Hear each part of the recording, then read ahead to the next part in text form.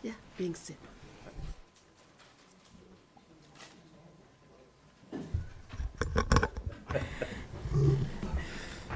Your microphones. What's that? Your microphone. They're recording, right? Yeah. That's one. Good morning. So my name is David Rucondo. I'm Vice President of the Ashland Business Association. So on behalf of the Ashland Business Association, I welcome everyone to the Ashland Town Update. I've been looking forward to this. I enjoyed it last year, so it's going to be good. So glad to be here at the historic Town Hall. So we look forward to hearing some updates from the leadership, community, staff, roadway projects, new developments, new business, and what the select board, their goals, visions, and special thanks to the MetroWest YMCA and Peter Weisberger for the coffee and bagels. Highly appreciated, anticipated. Also, our year-long sponsors, we have the Ashland Ale House, Ashland Mini Storage, and 126 Stealth Storage, Mike Kane, right up in front. Thank you very much. And we have at the ABA board members today, so myself, David, we have Peter, Beth Reynolds, Richard Bennett, Peter Chisholm, and Adam, our president, Adam Sachs. All right, so why the Ashland Business Association? A quick blurb about that, and it is, so we're dedicated to increase visibility, profitability of our members. Our motto, right up on our banner, we're keeping Ashland businesses on track. So we have both for-profit and non-profit organizations, so please, if you're not a member, become a member. And so we advocate for like healthy business environment in the town of Ashland and surrounding communities. We also work together with some regional connections we have with the MetroWest Chamber, Hopkinton, Sherburne, and we're discussing information. It's healthy. We want to ensure that our members have, the community, hear what's happening around town, and hopefully in a positive way, but also if there are, we need to understand what are the challenges that what any concerns we have. We got to having a good discussion about that will be a help. So we also have like upcoming events. I'm glad you're here. This is going to be a great event.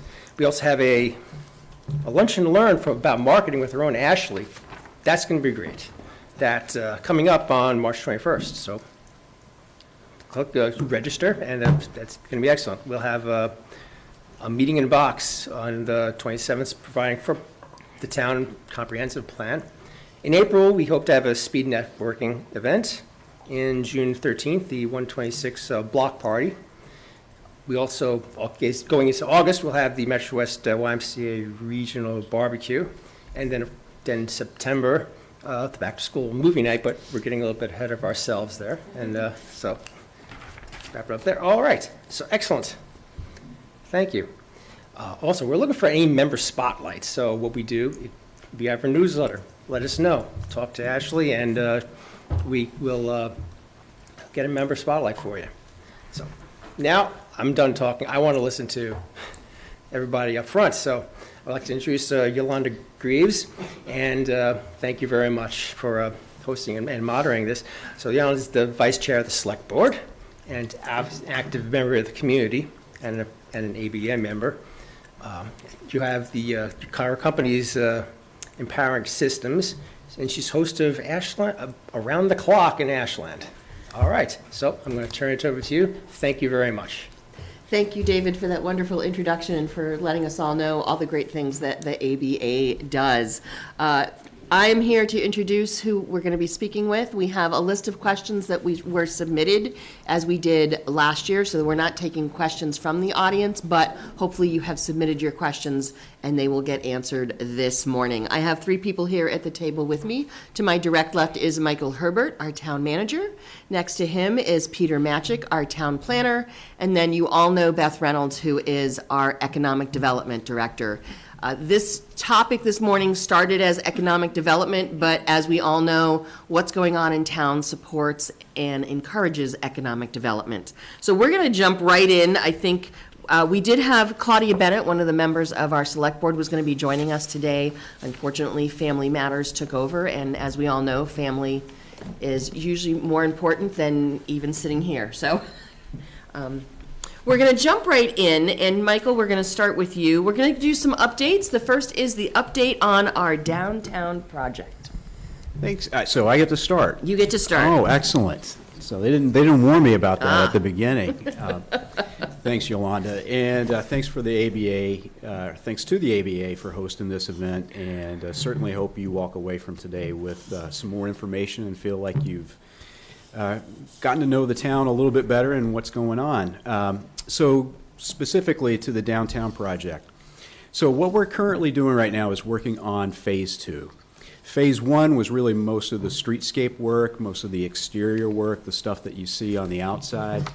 We also put in the underground infrastructure as well. But phase 2, what we're working on right now, is the building connections. So connecting the utilities, Verizon, Comcast, Eversource, et cetera, to each of the buildings along the corridor that's part of the scope of the project. And so once that is completed, we have to put that work out to bid. That will be out to bid shortly. Once that work is completed, then we can start the transformative process of taking the poles down. And that's a sequence that has to happen. So, and we're still at the mercy of the utility companies. But once you see those poles come down, I think you will see in all its glory what the vision was for our downtown and how great it'll look.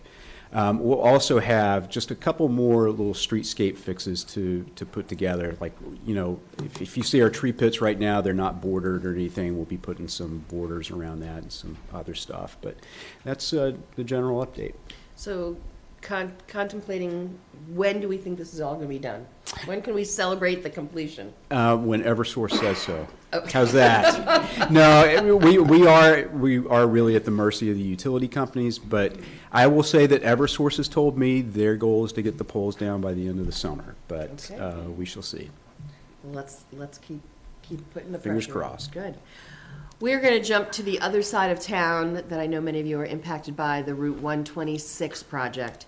It has been asked, and we're going to ask Beth to answer this. And one of the specific questions was, can we put any pressure on Eversource and Verizon and the cable companies to try and get some of the new cabling done now when it's a little bit milder before the spring? But Beth, if you could let us know where things are at. And Yep, so right now, the reason that I'm speaking about this is because I am paying very close attention to that project. It is our commercial corridor. I've been on weekly meetings with the Northern construction crew and the state where we talk about that project. Currently, it is just sort of dormant for the winter, but they'll start ramping back up again very shortly. This mild winter is helping that situation, I believe. But again, we go back to those utility companies. We really need those poles down. I know that is top of mind for a lot of the business owners there along that corridor, that we want to get that done. The construction has been very difficult, I understand. So we're hoping that this year they can sort of start to wrap that up. With the completion date of spring of 2025, I believe it has been pushed out. But, I think Northern has done a pretty decent job of really pushing that project along in a good, timely manner. Believe it or not, I know it feels really long, but week after week, they still do really push to do that, to complete it. They want to keep moving on too. So, again, we're sort of in that same situation with downtown in regards to the polls, but they'll start getting ramping back up again soon. what's interesting is there's a new municipal bill coming to the state, the House and the Senate, to force utilities to remove their second poles. So we'll see Good. if that has any help. That would be great. Okay, let's go to Peter, and what are the current projects in front of the planning board? Thank you so much. I'm Peter Matchett, the town planner. I just want to first note that Tricia Kendall, chair of the planning board, is in attendance today, so thank you, Tricia, for the leadership of the planning board. Currently, the planning board has a few projects on our agenda that have been rolling. Number one is 9 to 49 Homer Ave. That's going to be a mixed-use building, which is going to be the third building or third project permitted under our Ashland Downtown District. That project is going to bring residential units and commercial space, and believing that that building is going to act as an anchor for future investments kind of on that western edge of town. And it will be the first building on that western edge of town, just to note. There's 3 other projects in front of the planning board. Most recently, one that was just wrapped up was Chase Bank. I think some people know that Mozzie's is no longer going to be in their current location, and Chase Bank is going to move in and take over that site. I would say the project I would say the town of Ashland's most excited about is a brewery at the old fire station. And so that is moving through the process. And so hopefully we'll see that progress fairly quickly. And then the newest project, indoor application that was submitted to the planning board was 6 Chestnut Street, the long vacant Dairy Queen over across from 200 Homer Street. So a very Finally, right? So yeah, last week, hot off the press. So an applicant came in and filed, and they're going to turn that into a more of a, excuse me, Beth has a little bit more information on it. It's more of a meat produce market. And they're going to use the existing structure and try to work within the footprint, closing off the window area, the overhang window area where you would have, go up and order your, cherry dip or your butterscotch dip, or your dilly bar. Yeah, I've been to Dairy Queen once or twice. Just a few. But yeah, that's going to be a great project, obviously. I think everyone who has been driving by that for a number of years, obviously has thought to themselves at one point or another, when is something going to happen? So that's going to hit our docket, I would say, late the second meeting in March. And then, so those are the big projects right now. That's great. I think that the Dairy Queen building getting refurbished is probably huge for everybody. Very nice to That hear. is Heard it not here been- first, folks. Heard it here first. And that has not been for not trying. I mean, we have been working so hard over the last decade to really try to fill that space with something that the town needs. And, we've been building relationships and trying to really encourage development there. But that spot does come with challenges. It's up against the river. It has a lot of issues, per se. And this was a really nice fit because they're really not changing the footprint. Although the building will change its look, they're really not changing the footprint, which is nice to stormwater issues and things like that, conservation. That's great to hear. Great to hear. Good. Another project that many people are excited about and always asking about is the status of the regional YMCA. Beth, if you could take that. So I have the privilege of being a board member for the MetroWest YMCA. I have been for almost a decade now, so it's near and dear to my heart, and it coming to Ashland is a wonderful opportunity for us and the region in general. So currently the Y has officially kicked off its capital campaign to bring this new facility to the region. They've recruited a leadership cabinet comprised of 20 members. They're all volunteers. They represent Ashland, Hopkinton, Holliston, Sherborne, and Framingham. They've also been gifted an amazing gift by MathWorks. I'm sure everybody knows MathWorks in Natick. And they've stepped up with an initial gift of $2.5 million. And the cabinet's working to kind of build on that momentum. So lots of meetings, lots of energy focused around building that momentum. And the Y also has a pretty great announcement to be made at their Marathon Community Breakfast, and that's March 14th. I encourage you all to attend that. If you've never been to a Marathon breakfast, you should go. It is, it's memorable, to say the very least. You will leave inspired and really excited about the new Y coming to town. So at this point, I think it's safe to say, Peter said it one time so far, but construction, they're hoping will begin in 2025. So soon enough, it's coming. I'm just going to tag on to the Marathon Community Breakfast.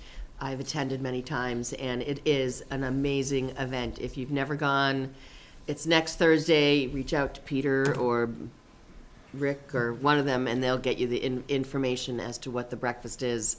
And again, it's a short morning, but you leave so inspired and so excited about what they're doing for our community and the potential for what the Y will do for our community. Great. Thank you, Beth. Yes. Okay, another project that people are always asking about, only because there's been no movement recently, is the 10 to 50 Main Street mill buildings. Michael, what is the status and what can you tell us about that? I guess I get the hard ones, huh? Interesting. So 10 to 50 Main Street, for those of you that don't know the address, it's the mill building or the mill complex that you see as you're coming into the town from Myrtle Street. And it's got a couple of historical buildings there that were built in the 1860s. One that was basically a rebuild of an original granite building that was built in the 1910s or 1920s. And then you see the big brick building that was done in the 40s or 50s. And so that project had submitted an application to the planning board. And I believe at the last iteration, it was something like 200 units and 30-something thousand square feet of commercial space. The applicant, who at the time was the owner of the property, a gentleman named Rich Gordon, so he withdrew his application from the planning board. And, you know, for his own reasons. And then he has reached out to Pete and I recently to let us know that he has engaged a 40B developer to look at doing a 40B project there, which I would anticipate being considerably more units and considerably less commercial space. And if that does happen, if that application is submitted, that would go before the Zoning Board of Appeals. You know, it's unfortunate because 40B applications, unless we're at a certain state with our affordable housing, we don't have the ability to say no to those projects, and actually very little ways to influence and condition them. And unfortunately, we are not at what they call safe harbor, where we have 10% of our housing inventory considered affordable. What does 40B mean? Because there may be people in the room who don't know what 40B means. Okay. So 40B, so Massachusetts has a law, and it's been a law since 1969, called Chapter 40B. And essentially what that says is that if a community does not have 10% of their housing considered affordable by the state, and there are certain definitions that they have to consider a unit affordable, basically a developer can come in, and as long as they do 25% of their units as affordable, they can override any of our local zoning. That includes our local zoning bylaws, our local wetlands and stormwater bylaws. So again, we have very little opportunity to condition it. So it's unfortunate that we're not in safe harbor. It hasn't been for lack of trying. We've tried to get our unit count, our affordable units up there, but you know, that application has not been submitted yet. You know, I don't think there's any reason to react until we get an application like that. But I will say that property is one of the gateways into town. And I know we're going to talk about the comprehensive plan a little bit later. And one of the things that I've been hearing as part of the comprehensive plan process is that we need to make sure that we keep up or beautify, for lack of a better term, our entranceways into town. And so that is certainly one of them. So I think it's important for something to happen there, but it's got to be the right thing, right? So, you know, we don't necessarily want to have just anything. We want to have the right thing, but it's important that something does happen there. Great, thank you for that update. And that actually does lead us to our next question, which is where are we at with the comprehensive plan? How is it going? anything in regards to schedule, the date of completion, shouldn't, and then there's been some other bylaws that are being presented, and do we think those new bylaws should wait until the comprehensive plan is done? Oh, there's a lot to A unpack lot there. to unpack there. And just so that you know, so Michael, as our town manager, is on it. I'm one of the select board representatives on the comprehensive plan committee. And Beth, being our economic development director, it was important that she be part of the comprehensive plan. There's 30, and Peter as well as our town planner, there's 27? 29. I'm sorry, 29 people on the comprehensive plan committee. A lot of discussion, a lot of people. Yeah, a lot of people. A lot of people. Good. And that being said, as you can imagine, sometimes it's hard to get a group of 9 people together and on the same page. So you can imagine what 29 people's like. So, but I will say the Comprehensive Plan Committee has come together. We've selected a consultant who has been helping us shepherd this process over the last several months. We're currently in, I guess what you could say is the public engagement phase. So right now, and I want everybody to listen closely to this because there's opportunities for you to be involved and be engaged.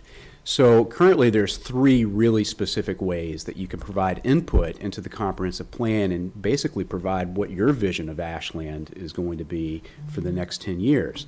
The first one is a survey that you can take online, and we put that out. We push that out through social media links, newsletters, things of that nature. If you need more information on that, I'm sure any of us will be happy to get that for you. Second is on our comprehensive plan website, there's something called a crowd mapping feature where individuals can go and they can actually drop a pin on a map of Ashland towards or your special places or places that you would like to see change.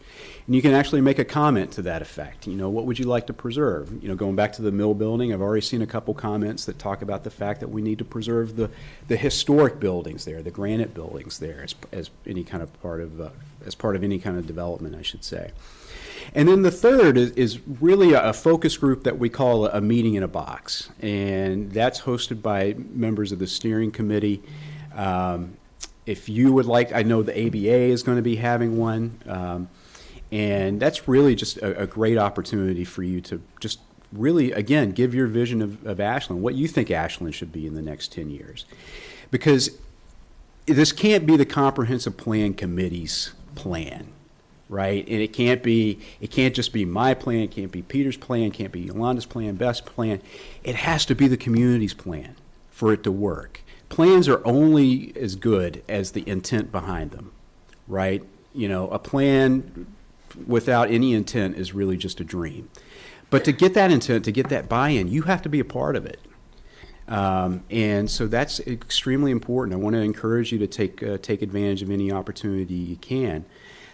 In terms of timeline, so we plan on continuing this community engagement phase, which will culminate in a couple of visioning sessions in May and June. And then we'll start the process of putting a plan together to support that vision. And our goal is to have this plan before town meeting, for town meeting to vote on at the spring 2025 town meeting. And so that will be hopefully the litmus test, if you will, of how much community input we've been able to get. We'll see how successful it is at town meeting.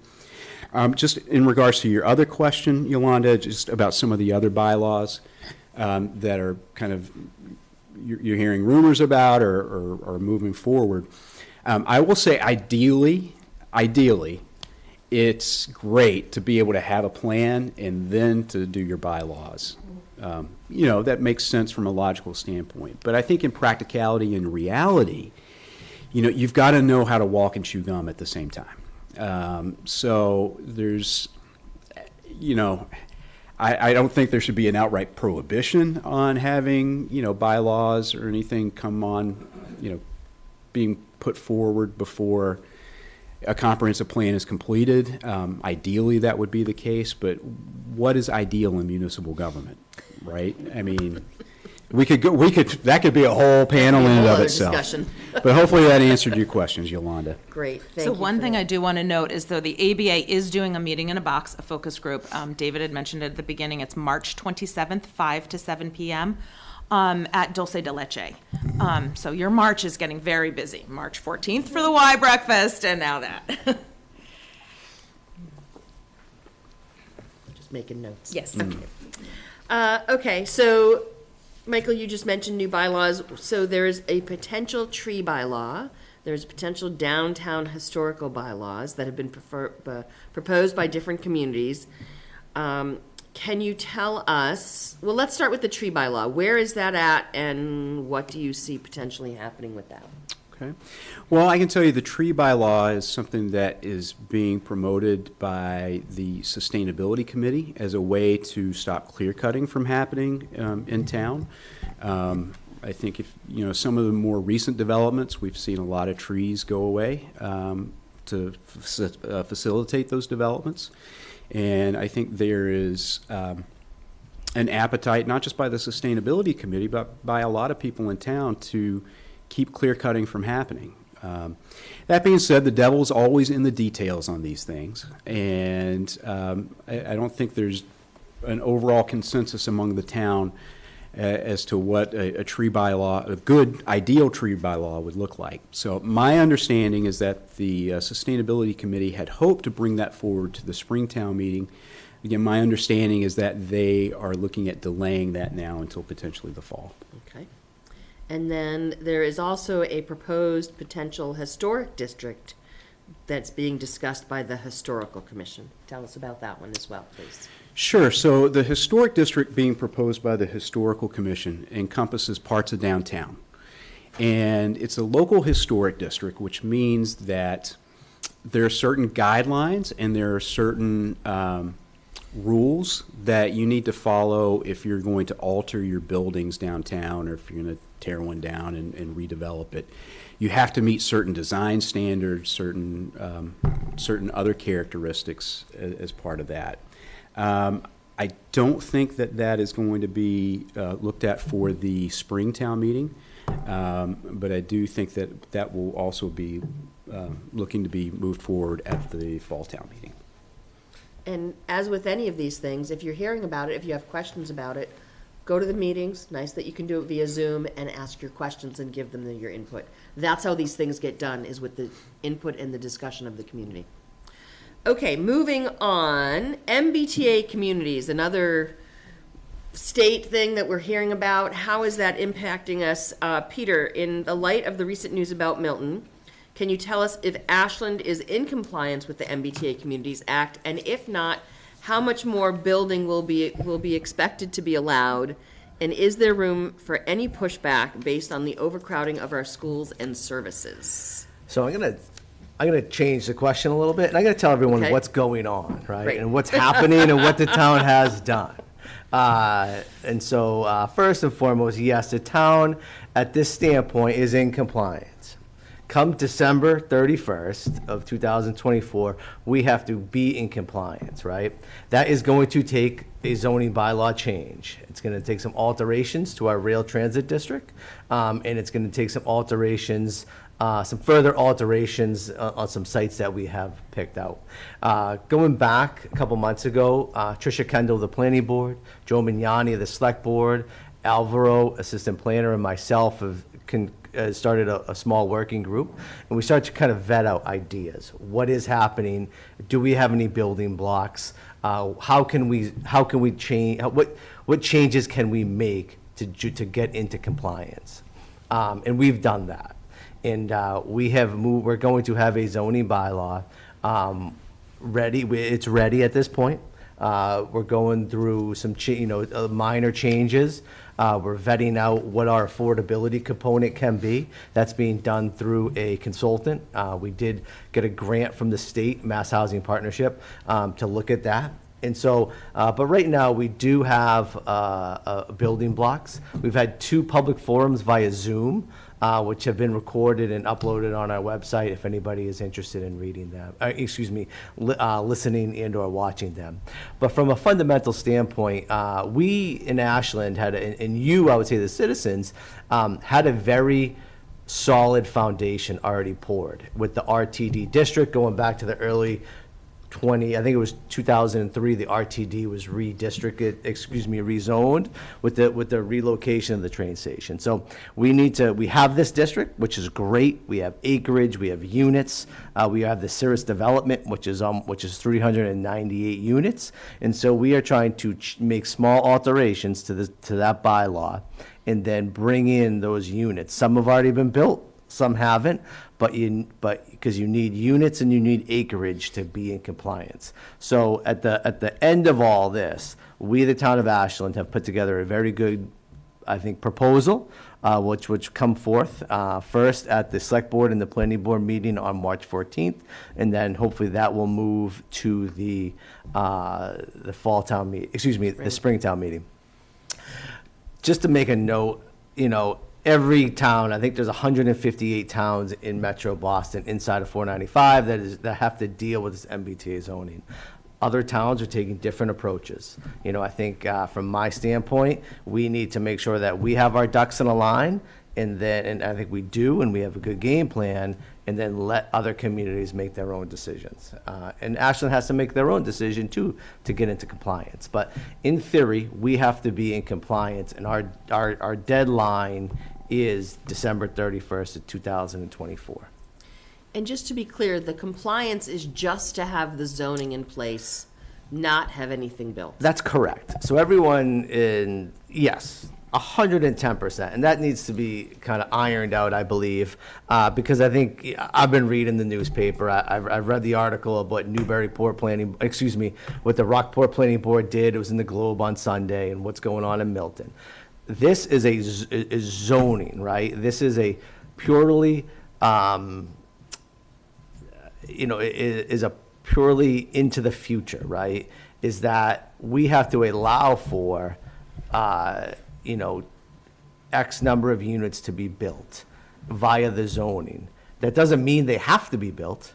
It just means, in theory, the property owner has the ability to do a by right development to build at a density of no less than 15 units per acre. And so it's strictly zoning. The state is not going to come and say, well, you adopted the zoning, but you didn't build the zoning, right? That's purely a private investment and a private development that has to occur there. What the town needs to do is just set up the zoning. And so, did I answer the question? Is that? You did. Another question that was on here was, is there any room for pushback based on the overcrowding of our schools and services? You know what? That's a tough answer. That's a tough question to answer. I think looking at the legislation, reading this legislation, understanding the legislation, I think my job as a planning director is to create and obviously, and also the working group with Tricia, Joe, and Alvaro is to come up with a game plan to how to meet compliance. To answer that question about the schools and stuff, that all kind of comes out. Those questions can come out, within a permitting process. But I think, and I'm not trying to not answer the question, but I would say that question is what all towns are grappling with right now, right? And it's not just the schools, it's the infrastructure, do you have sewer or septic? Are you building a wastewater treatment plant? All those questions are what is really grappling, I think, a lot of the communities. And so, not to focus on that, but as a game, our working group has come forth with a plan, and either that plan can be accepted or denied, and then we can kind of move forward at that point. And then one last follow-up question. I found this one interesting. If we meet our MBTA Act obligations, meaning creating the zoning in the areas that they've required us for, is there any room to push back on development plans in other areas of town? Pushback is a loose term. Yep. I think if the town decided to, you could go back and revisit what's going, other areas of town. If you want to relook at the Pond Street Overlay District, which was kind of taken into account a number of years ago. I think about 10 years ago at this point. You could revisit some of the other zoning area. But, most of this, I would say greater than 70% of the town is zoned residential A, single-family housing. And so where do you pick and choose? That all can be kind of reanalyzed, I think, and going to the point of Michael with the comprehensive plan, maybe that can be done at a further time. But if the goal of the community is to be in compliance with the MBTA zoning, the MBTA legislation, that would need to happen first. Great, thank you.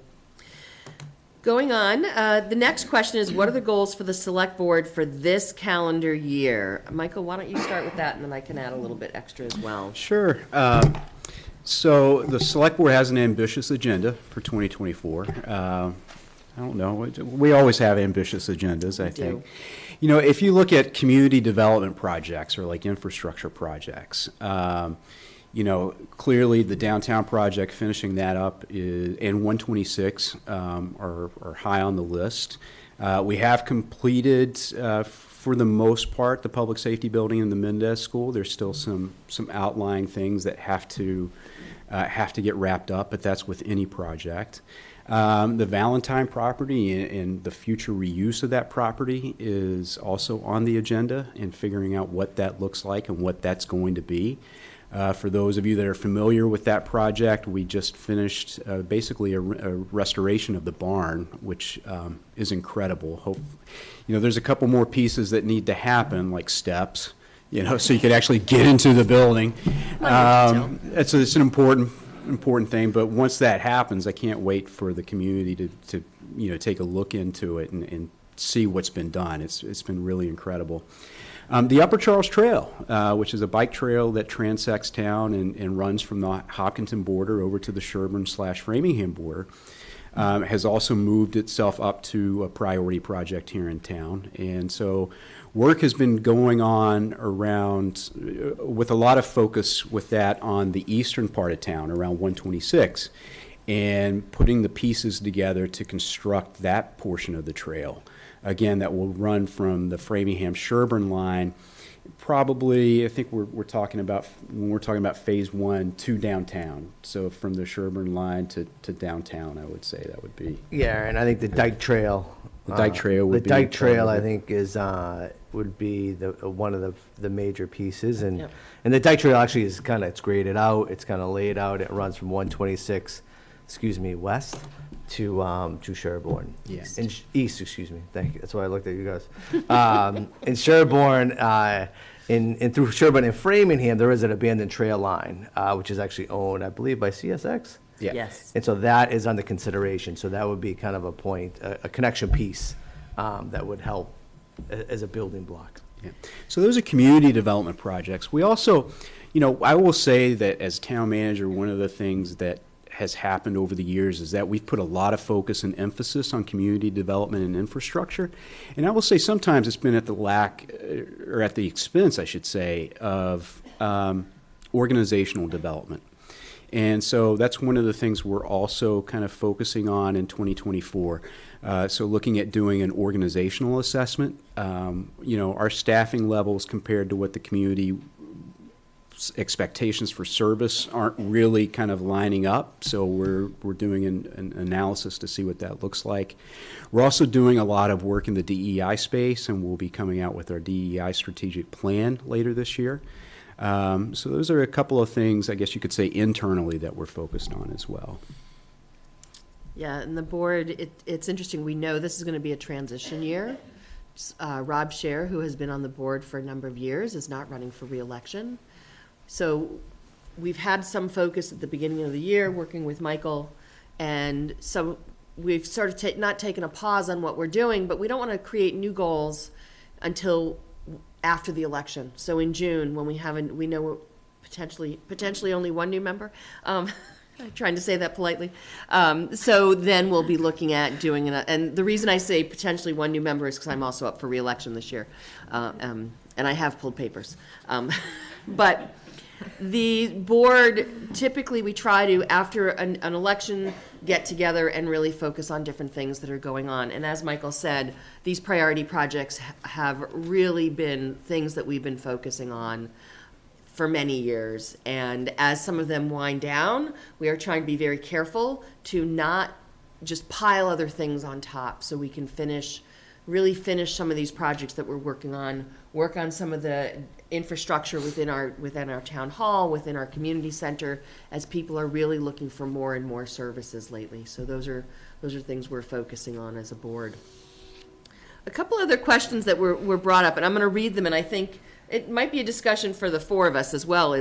So here are those follow-up questions. What can property and business owners do to protect themselves against boards and committees that continue to add regulations that devalue their personal property, and who can help us? That's one of the questions.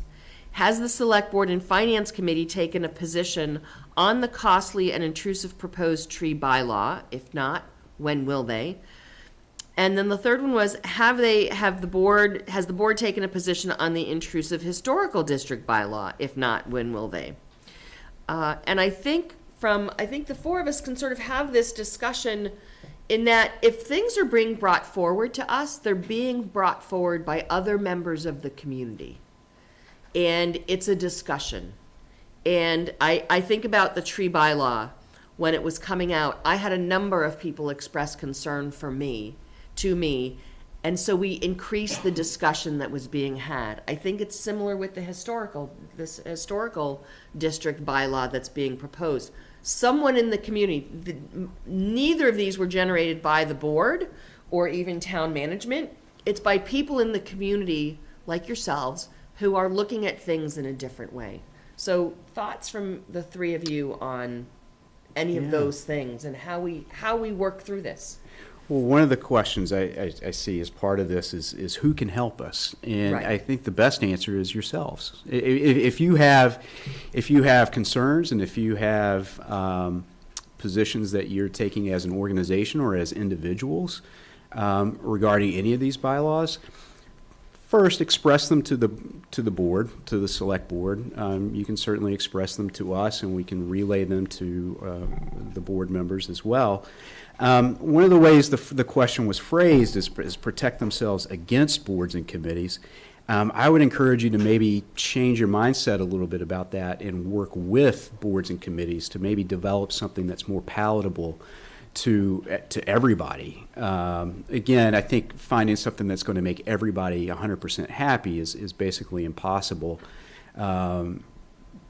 It's really, really difficult to do, but I think you can find some level of compromise that would, I guess, help everybody leave the table having the conversation feeling satisfied and at least like you were heard. And then Michael, just if I can just, before you go on to the next thing, so I think that the ABA did a really good job on the tree bylaw. So first of all, it was great to see a lot of business owners actually go to the committee with their thoughts and concerns over the tree bylaw. There was a great showing, and I know the business community was all talking, which was great to see. And then I think the ABA was a great support system as well, because they brought in the Sustainability Committee, and Ash, the chair of that committee, I believe he's the chair. Yes. Okay. He actually spoke about that to members of the ABA. So again, utilize the Ashland Business Association. Our board, really does try to allow for those opportunities to have you be more involved and your voice heard. So I think that is definitely a great, what Michael said. Yeah. yeah. And I will, just to piggyback a little bit on what Beth's saying, I've always thought the ABA has a lot of untapped potential in terms of, as an advocacy group. There's a lot of heavy hitters and players as part of the ABA, and I think, I think you should take advantage of your collective voices a little bit more often, not just on these bylaws that are presented, but anything that's happening in town, any project that's happening in town. It would be great to hear from the ABA. Like, is the ABA taking a position on something? Not just our elected and appointed boards and committees, but you as an industry group. coming up with your own positions and advocating and communicating those as well. Again, I think it's a really an untapped potential here in town. Yeah, I would say that I know as a select board member, I have a couple of national organizations that I follow that are supporting of business. And I think we need to hear, as a select board member, we need to hear from our business community. Because many of you not only have your business here, but you live and work here, and you raise your family here, and you are just as important and just as much of a community member as people who are only residents and don't have businesses. And we all know we are trying to increase business here in Ashland. Since I've been on the select board, that's one of the things I've always heard is how can we turn ourselves from 10% business to 12 or 15% business? And as an advocacy for businesses in Ashland, let us hear from you. Let us hear what you as a group and individuals are thinking. That's how we increase that communication and conversation about what's going to be best for our community. Okay, next question is, how is the annual budget taking shape for fiscal year 25? Another fun one for you, Michael. I was about to say, for sure. Well, look, and it's an important question, okay, because all the things that we're talking about is supported by the municipal budget, in terms of projects and stuff. So, a budget for a community is not just a set of numbers, a set of expenses and revenues. It's a statement of the community's values, and that is something I really want to hammer home with everybody. And having said that, the 2025 budget is looking pretty tough. So there were a couple of developments that were going to come online or that we were anticipating that might come online. This year, that did not happen, and so we're facing a pretty significant deficit in our budget. And there's only two ways you resolve deficits. You either cut expenses or you raise revenue in some way, shape, or form. And unfortunately, the way Ashland is structured and most municipalities in Massachusetts are structured, the majority of revenue comes from the property taxes that you pay and personal property taxes that you pay. So just on the expense side, I will say that Ashland spends pretty much less than any other community around us. We really look at 18 communities within the region, where I think if you look at an expenditure standpoint, second or third from the bottom. So I think we've demonstrated a really good stewardship of municipal resources so far. We're able to get things cheaper. We're able to negotiate things for more advantageous pricing for us. So I do think we have to look at the revenue side. Now, that being said, this year I'm going to look and present to the board probably a budget that utilizes what we call one-time revenues. So basically non-recurring revenues, which is not a good place to be in as a manager, I will tell you. When you're depending upon one-time revenues to balance ongoing operating expenses, you are what we like to say technically in a hole.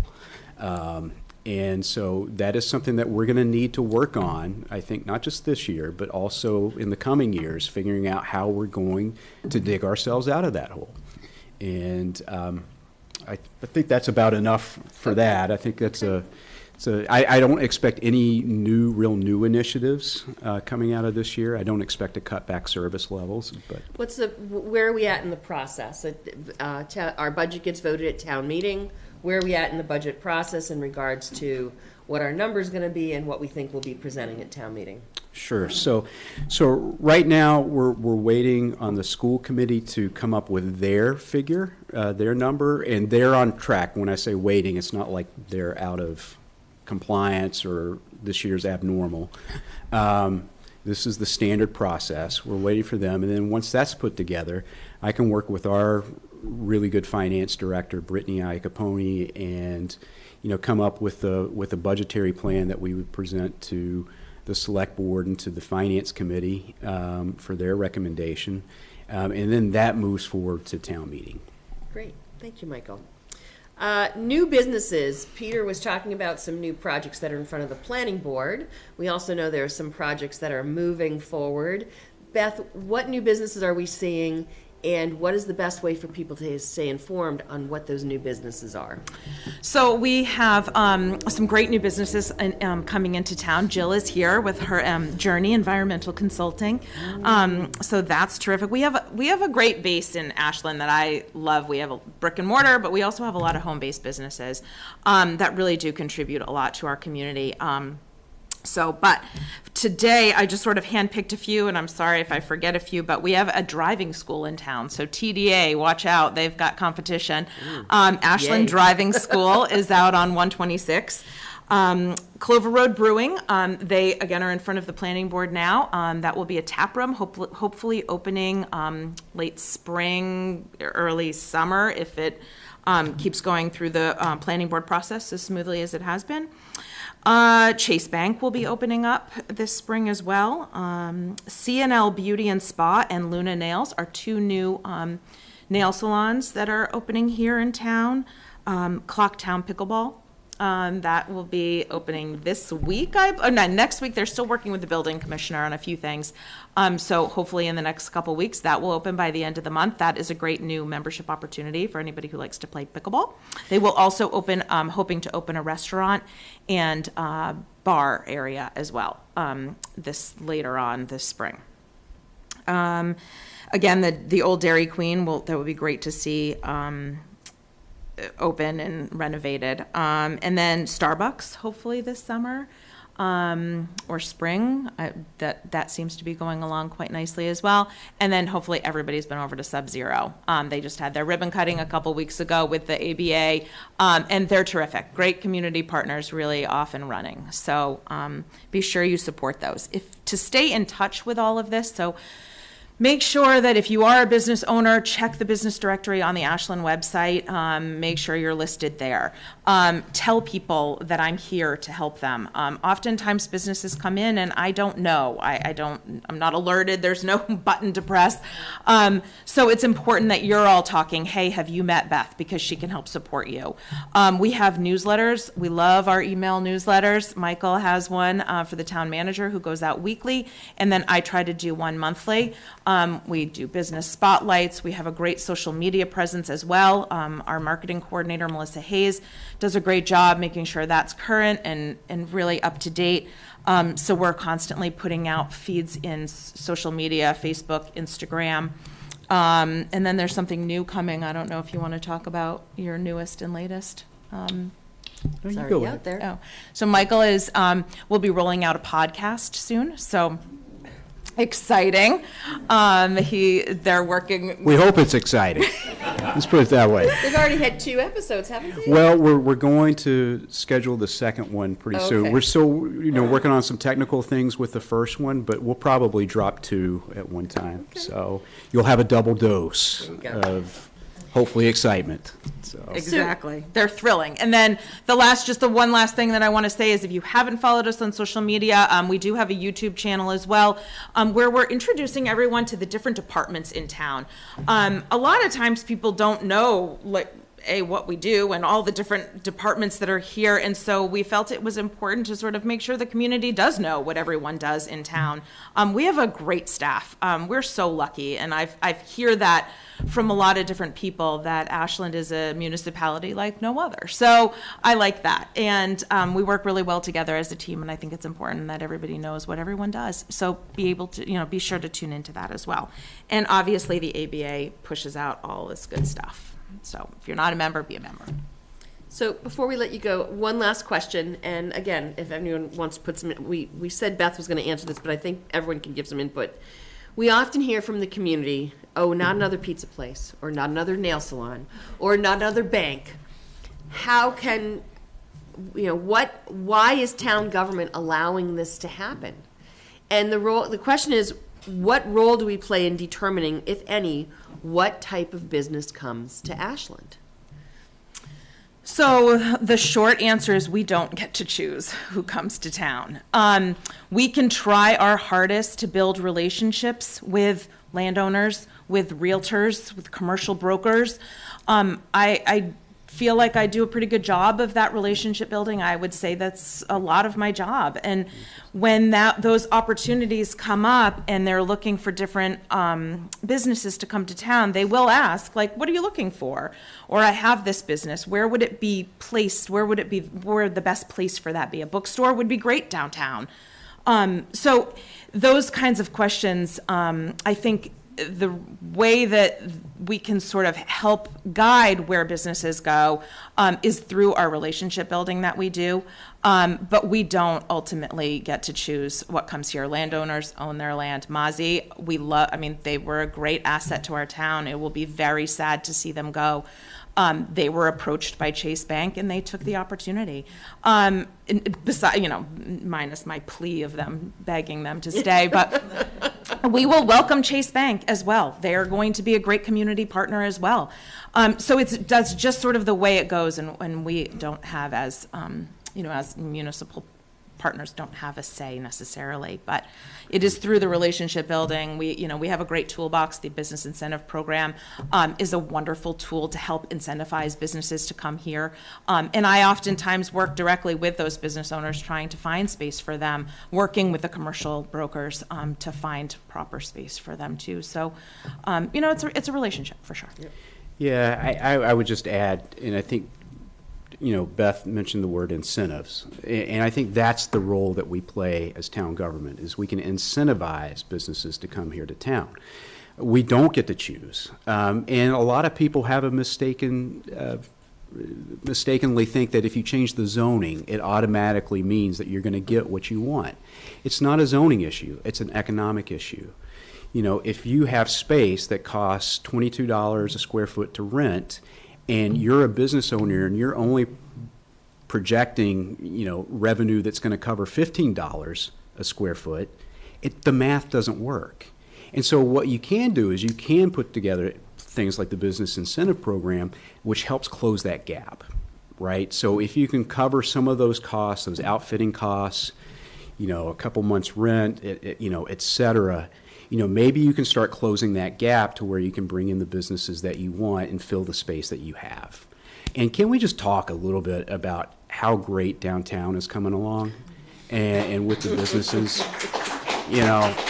It's just, it's amazing. I mean, we started the downtown project in 2017, and, just talking about the engineering and the vision. And you know what? Because we're doing this work, we're incentivizing businesses to come here into town. Who would have thought we would have had a brewery? Coming. Now we've got Crossroads, we got Sub-Zero, we've got all of these, new businesses that come to town to help amplify the existing business space that we've already had, our great businesses. And that's another way we incentivize, is by putting in the money into the public infrastructure. And when businesses see that, hey, the town's got some skin in the game here, it helps encourage them to take their own leap of faith to come here to town and set up shop and invest their own money, blood, sweat, and tears into making a successful business for themselves and then also for the community. Great. Peter, any thoughts from a planning perspective? No, I think Michael and Beth covered it, and I just want to, say the downtown does look great. And from a joking standpoint, when I arrived in 2019, there was a boat called the 20-pounder in the downtown. And so Michael and I always got a good laugh about that the first couple months I was here. And the boat's been removed, and it's obviously been replaced with a beautiful downtown. I just want to also congratulate the folks of Ashland that thought, obviously, they had the foresight to invest in the downtown. And I concur that, making that initial municipal kind of investment is key. And I think the town of Ashland and the residents of Ashland are starting to see the fruits of that investment, and will continue on. Great. Any last thoughts? We took questions beforehand, but you can catch one of us afterwards. Okay. So any last thoughts regarding that you'd like to share? Anybody? I want to echo what Beth said earlier. We have an amazing team here at Town Hall. We have an incredible staff, including the two people to my left, that just do amazing work for the town. And then we also have a great group of boards and committee members, and working together collectively with the residents we've been able to accomplish some great things. I talked to, we've had a lot of new people move into town, and I get a chance to talk to a lot of them, and I ask them, well, what drew you here? And inevitably, three things come up: schools, the location, and then the vibe Ashland has. Like, they, you know, some people use the term up and coming, some people use the term like it's going places, like they wanted to get in on the ground floor. But I will say that those are the three things that are really drawing people here to town. Yeah, very well said, Michael. I would agree. It was interesting before we started this, I was chatting with different people, and I've been in town about 34 years. We have Dick Bennett, who's been in town his whole life, and we have other people who have been here 10 or 15 years, and then people who have been here a little bit less. And everyone says they come to Ashland, as you said, for the schools, for the values, and they stay because of the community. So you are all a big part of that community. You help our community thrive with your businesses and with your input. So I would say please continue that and keep the conversation going, because that's how, as an elected person, I understand what your priorities are, and the rest of the elected people as well. And of course, all of our appointed people. As Michael said, we have a lot of boards and committees, and many of you that I see sitting here are part of some of those boards and committees. So let's keep the work going, because Ashland is a pretty great place to live and work and play. So thank you for your time. It's just after 10, so we want to let you go and be respectful of that. So thank you for attending.